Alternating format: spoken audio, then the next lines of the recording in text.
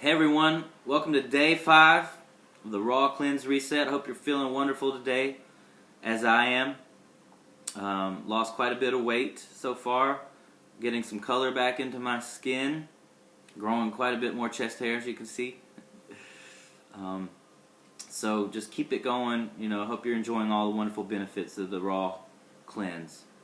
And hopefully we can carry this through even after the program into our normal everyday lives.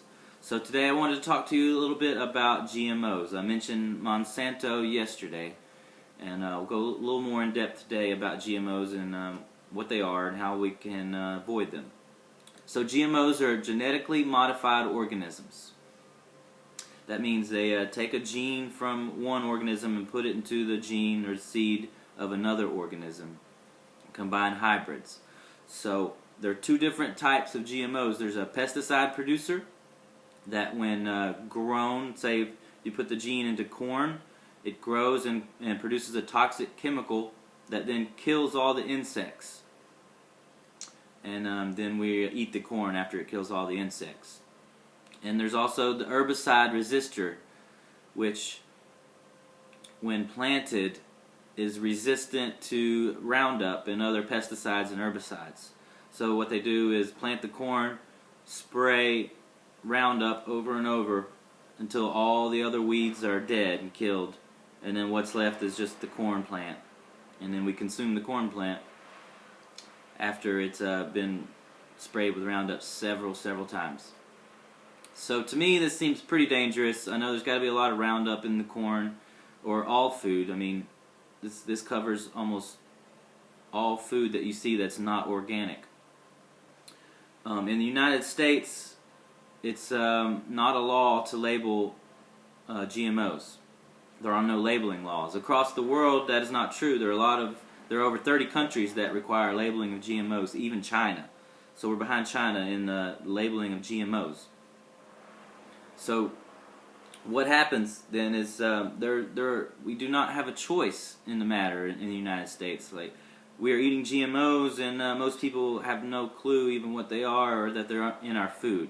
So all that we're looking for really is labeling of GMOs. So, if you want to eat GMOs, you can do that by choice.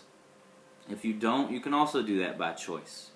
That is one of the reasons why they're fighting that in this country, is because they realize if people have a choice, they will more than likely opt out and not have GMOs in their food. So that's a problem we're up against. Any food that is non-organic is more than likely GMO produced in the United States. So that's something to be aware of. That's why I always buy organic when I can and recommend organic for all of the juices that we're drinking. There are no long-term effects or known long-term effects of eating GMOs because they only started in the 90s.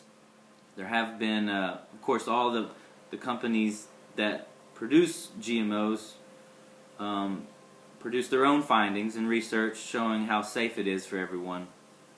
But there are a few independent research projects that have done and showed tumors developing in rats after consuming GMOs for more than 3 months. So this is something that should give us pause. We should take a look at and try to avoid as much as possible by just getting organic food.